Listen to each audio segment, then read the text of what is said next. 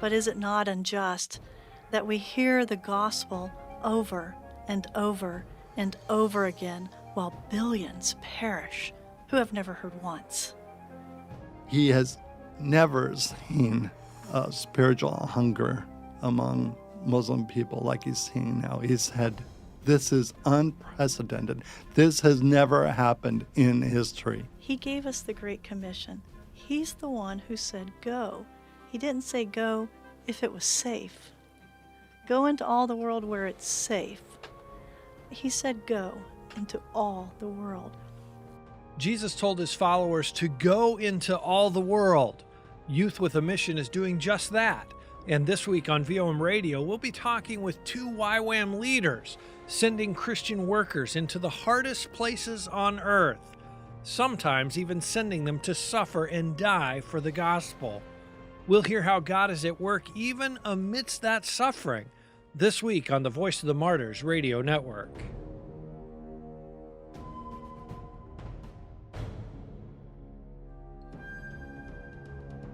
Jesus never promised his followers an easy path. In fact, he told his disciples the world would hate them. He sent them out as sheep among wolves. Jesus' words came true in the life of the apostles, and they're still coming true today in the lives of his followers around the world.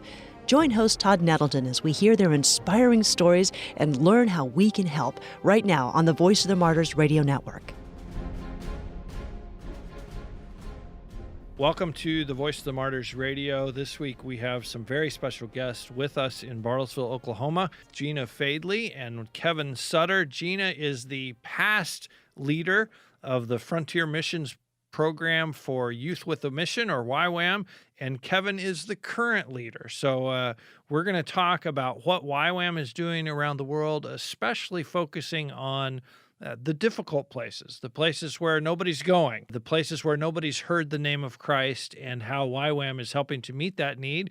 And thankfully, Voice of the Martyrs is able in some of those cases to come alongside and partner together and provide some equipment, provide some training to help get that mission accomplished. So Gina and Kevin, welcome to the Voice of the Martyrs Radio. Thanks. Good to be here. Gina, you shared this morning some statistics that are pretty shocking and a little sad about how we fund and where we send missionaries. Can you share a little bit of that? Out of the population, the current population of the world, say 30% are who we would consider the unreached, which means there's no church, there's no witness of Christ, there's nothing unless we do something. And of all of the missionaries from every agency, from every denomination that is going out to reach missions in the world, only about 2% are going to the unreached. So those who are beyond the reach. The majority, the 98% by far, are going to where Christianity does exist. And don't get me wrong, we do need to be doing things there. There's training and things to be done, orphanages, put wells in, over in the reached world. But 98% It's a little versus high. 2%, we call that the great imbalance. It's something is not out of whack. And to me, it seems so unjust. We talk about the justice issues today, but is it not unjust that we hear the gospel over and over and over again while billions perish who have never heard once? It's unjust. I think it's hard for most of our listeners, American Christians, to understand that there are places in the world where you can live your entire life, you can live to be 80 years old, never even one time hear the name of Jesus, never even one time meet a Christian person. We can't even fathom that. And yet, as you say, only 2% of our missionary people and our missionary dollars are going to those places where it's needed the most. Why do you think that is? Well, we had to start somewhere, and we've continued in the same places. We did start when they were unreached years ago. Then the church got strong, and we really needed to move. The workforce needs to move and move out when the church is viable and can stand on its own. Then we need to shift in gears. And so there has been tremendous change in this. Just at the turn of the century in 1900, there was probably 56% of the world's population were unreached. And then by 1970, it had gone down to about 46% unreached. And now it is down to 30% unreached. So it is moving down, and in the last century, enormously so. Which is good news. That is good news. And Kevin, I know that part of YWAM's focus is on hitting some of that 30%, getting it down to 25 and 20 and eventually 0. What kinds of people are you looking for that will go to those nations, will go to those places and those people groups that nobody's ever told? I think ordinary people who love Jesus, people who recognize that there are these needs in the world. I mean, some people maybe that are listening right now just heard about it. That is possible, that they don't know 30% of the world's population still has not heard about Jesus in a way they can understand. So you hear about it, and then you begin to pray about it, and pray for God to send out workers into his harvest, which is what Jesus told us to do. And it's interesting, that was in Luke chapter 10, verse 2, where Jesus said, pray. He says, harvest is plentiful, the workers are few. And to pray, the Lord of the harvest will send forth workers into his harvest. And those very people that he told to pray were also people that he sent out, 2 by 2, out into the harvest field. So I believe it starts first with awareness. Wow, there's a need out there. And then I've got to pray. And then as a person does pray, an ordinary Christian does pray, some of them are going to start to feel like God is speaking to them to do something about it beyond praying. Keep praying, but do other things. What type of people could that be? Some who have the gift of evangelism, just natural for them to share the gospel. Those people need to be equipped with how to learn a new language, how to understand a new culture, how to bond with those people as part of the preparation. Other people might have the gift of teaching. Other people might have the gift of mercy. They've got hearts of compassion. They want to help with some of the practical needs out in these needy areas. So God uses all types of people, mobilizes them in our context within Youth with a Mission, our Frontier Missions branch. We put together teams that hopefully they're made up of people with various gifts and get them out there. And early on in the process, they are making disciples of the local people and then equipping them to make disciples. So as soon as possible, we get the movement happening among the local people, and then we move more into the background. So it doesn't mean we have to be there for a lifetime necessarily. It might happen in, several years. Go ahead, Gina. One of my real mission heroes is Gladys Aylward. And it wasn't because she did these great things in China, and it wasn't because she rescued lots and lots of thousands of orphans during the war. But the thing that really impressed me was she was ordinary in every stretch of the word. She cleaned houses for a living, and she wanted to go to China. And she was rejected by every mission agency that she knocked on the door of. And she finally kept saving all her meager funds for a one-way train ticket to China and accomplished so many great things. And she was asked, at the end of her life about that. And she said, I wasn't God's choice for what I've done for China. There was somebody else. I don't know who it was, God's first choice. It must have been a man, a wonderful man, a well-educated man. I don't know what happened. Perhaps he died. Perhaps he wasn't willing. And God looked down and saw Gladys Aylward, and he said, at least she's willing. And I thought, she's willing. And that's really all we're looking for. And in YWAM, we take everyone who's willing. We have a wide door, and we make mistakes. Yes, young people make mistakes, but as our founder, Lauren Cunningham, once told me, most of the time it works out all right.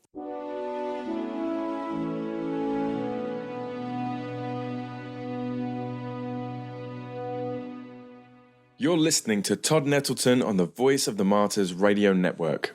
We're talking with Gina Fadley and Kevin Sutter. They work with the Frontiers Mission Program for Youth with a Mission, or YWAM.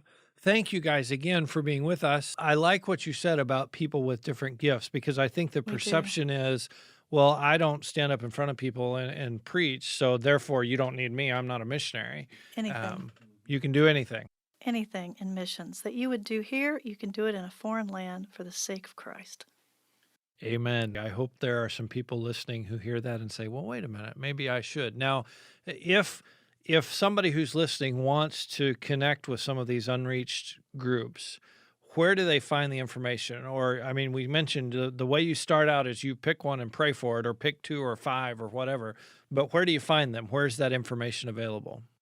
One really good website is Joshua Project. So if you go to Joshua Project, they will tell you everything you need to know about unreached people groups in a very simple format. And if you wanted to find us, YWAM Frontier Missions, you could go to ywamfrontiers.com. So joshuaproject.org or ywamfrontiers.com to find YWAM.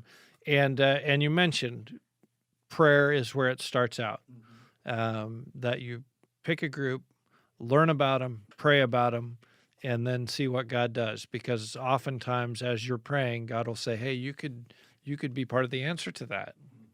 And that happens. It's been quite amazing how that happens. So watch out when you pray. Pray has power. Sometimes we take that for granted, but it is true. It's like the kerosene poured on the fire.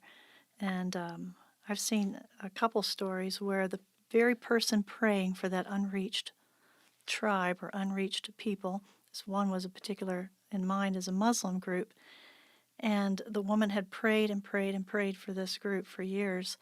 And while on vacation at a Christian guest house in Thailand, by chance, one of the workers there that she met happened to be from that very Muslim people group from another country. And she was amazed and excited. And he had recently become a Christian at the guest house. Because of her research, because of her studies and her passion, she imparted that to this man, a concern for his own people. And he actually joined Youth of the Mission and returned to his people group and became a successful evangelist and church planter. So watch out. You could be the answer to your own prayer. When we talk about the unreached people, where are we talking about? Where are the places in the world where there are the biggest pockets or the most people who are in that category of they've never heard, they are unlikely to meet a Christian? Where are those places? I'm pretty aware of those places because that's where we send our workers. So we have workers that are in Northwest Africa, so across North Africa, into the Middle East, and then across through to East Asia. So many people have heard this about this region of the world that we call the 1040 window, because it's 10 degrees north of the equator to 40 degrees north of the equator, and it stretches from West Africa across to East Asia. So that region of the world is the neediest part of the world. There are unreached people groups now in many other parts of the world too, especially because of refugees and immigration. So they might be even in your own town, which is pretty amazing. But that's the region of the world that we're particularly focusing upon. And it's interesting because if you look at the Voice of the Martyrs prayer map, there's a lot of crossover between where those unreached people are and where the persecution is the heaviest. Yes. What do you see as far as your workers and the Christians that are being born in those places? What types of persecution are they facing? We've had, it's hard, I can't say exactly where this has happened, on the radio, but we've had some of our own workers imprisoned, tortured, martyred. The ones that have been imprisoned, the ones that have been tortured, I've been able to speak to some of them about their experiences. And although it's very painful to even hear about it, let alone to have gone through it. I'm amazed at the way God was with him in the midst of it, sitting across the table from Arab friend, hearing his story and just seeing the life of Jesus in him and saying that he had gone through this for a few months through imprisonment and torture.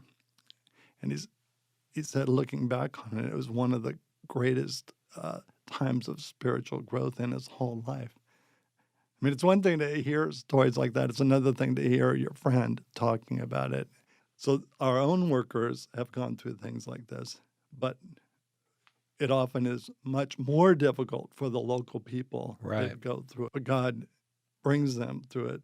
We're talking with Gina Fadley and Kevin Sutter. They work with the Frontiers Mission Program for Youth with a Mission, or YWAM. And we talked about, what's the qualifications of the people you're looking for? You're looking for them to be willing. Mm-hmm. But how do you prepare them for that possibility? You could be arrested. You could be beaten. You could even be killed.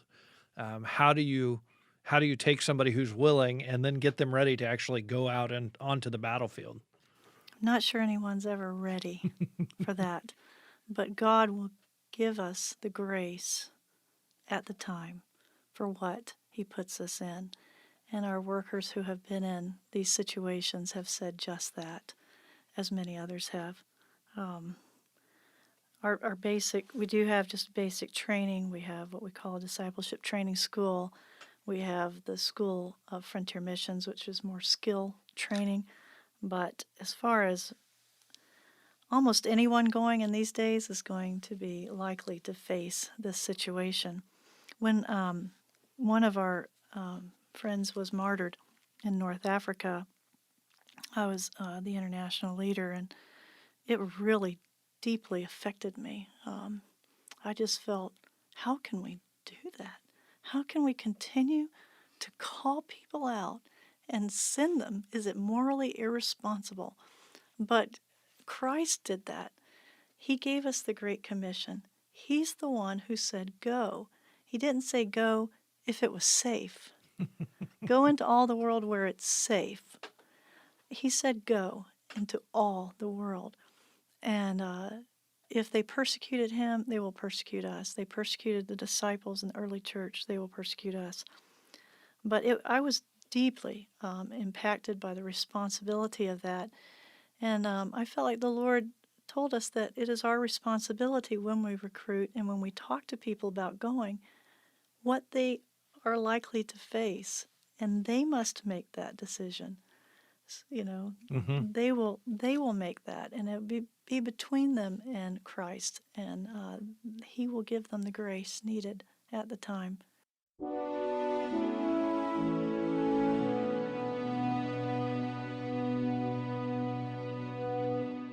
You're listening to Todd Nettleton on the Voice of the Martyrs radio network. But I sense that you have some sleepless nights dealing with that responsibility as the leader. How do you get through those nights? When I stepped into this role after Gina finished her second term, I thought I was ready for the role. I was eager, full of enthusiasm, and more than anything, I was confident that this was something God had for me to do, so I had faith. But within a few months, one of our workers was shot dead. And then a couple were put in prison, as I just talked about. And I did have sleepless nights. What am I supposed to do? What do I do now? How can I bear this? I had heard in one situation that this one man that was imprisoned, his wife and his 2 children went to go see him. And it was, when they saw him, his face was all bruised and he was all battered up. And his wife had wished that she hadn't brought the children to see their dad looking like that. So I'm waking up in the middle of the night thinking about this and praying, obviously, for my friends. And the Lord spoke to me through Proverbs 16, verse 3 in the Amplified Version. It says, roll your works upon the Lord. Those are the first few words of that verse. Roll your works upon the Lord. And I thought about that, and this picture came to my mind of a giant boulder, and that was my works. I mean, that was what I had to deal with, and I realized if I tried to lift that boulder, it would strain my back. I couldn't do it, and it would be very painful, damaging. Or if that boulder were placed on my back, it would crush me and kill me. That this was too much for me.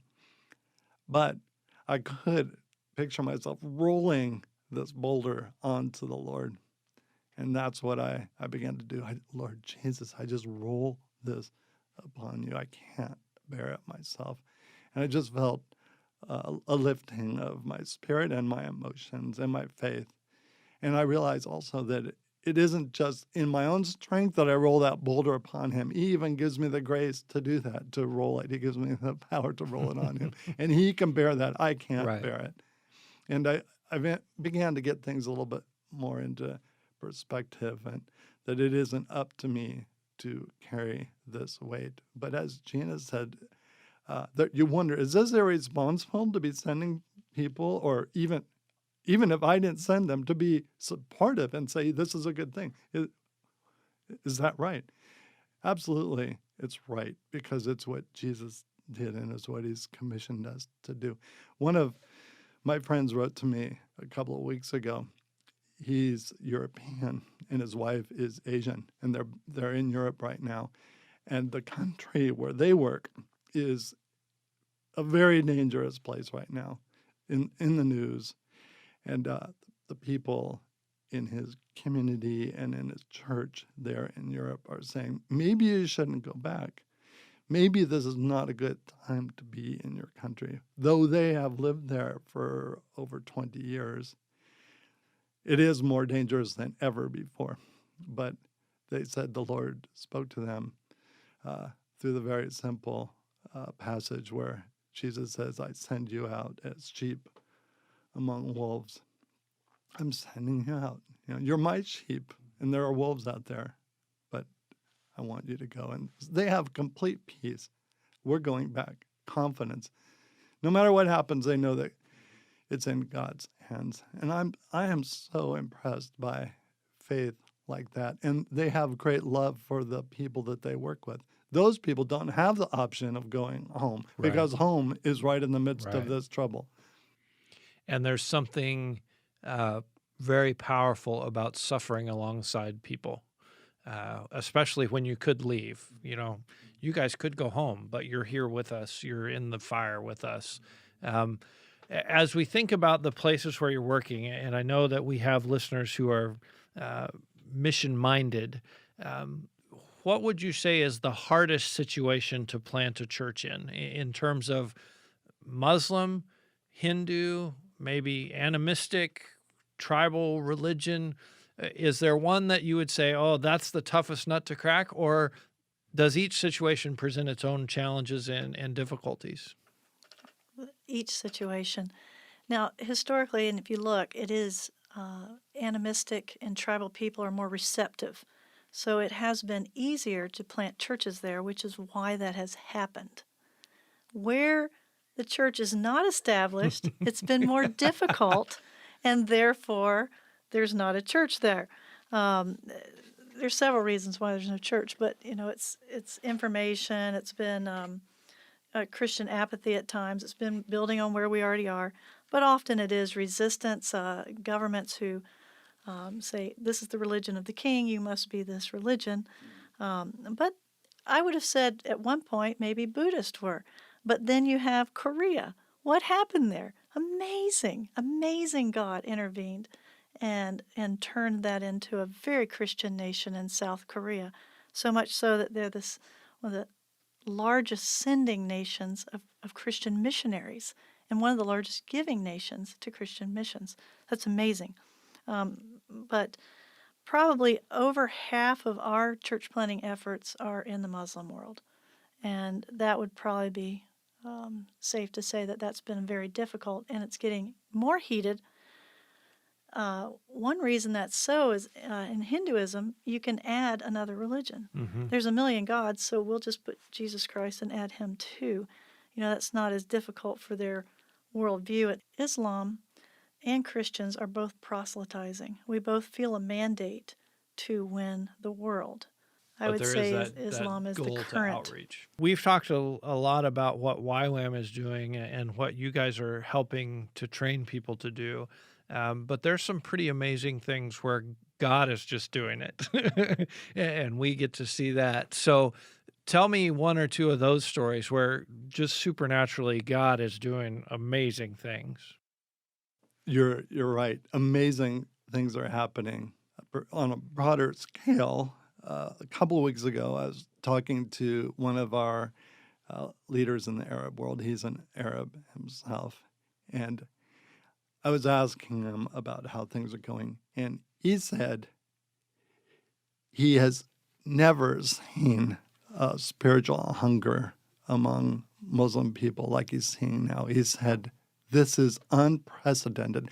This has never happened in history. Wow. He said there are gospel programs going out in Arabic throughout the region, radio and television, and there is a huge response. And many people are now following Jesus, but they keep it quiet. They aren't going public about it. But they even have church in their own home. They're watching TV. They'll serve communion to one another as they're watching TV. Gina Fadley and Kevin Sutter from YWAM have graciously agreed to continue this conversation next week on VOM Radio. I hope you'll be back to hear more about what God is doing, even reaching hardened terrorists like ISIS fighters. Come back next week and join in the rest of our conversation. As always, you can connect with us online and listen to other episodes of VOM Radio at vomradio.net. You can also leave a comment or ask a question at vomradio.net or by calling our comment line 1-800-757-5069. That's 1-800-757-5069. I encourage you this week to pray for those secret Christians in the Middle East. Pray that God will sustain them, encourage their faith, and that he'll help them to connect with other believers. We also talked with Kevin and Gina about unreached people groups. Go to joshuaproject.org and ywamfrontiers.com to learn more. That's joshuaproject.org, ywamfrontiers.com. Pray about how God would have you to be involved in reaching those who have not yet heard the name of Jesus. Thank you for being with us this week. I hope you'll join Gina and Kevin and me for the rest of our discussion next week on the Voice of the Martyrs Radio Network.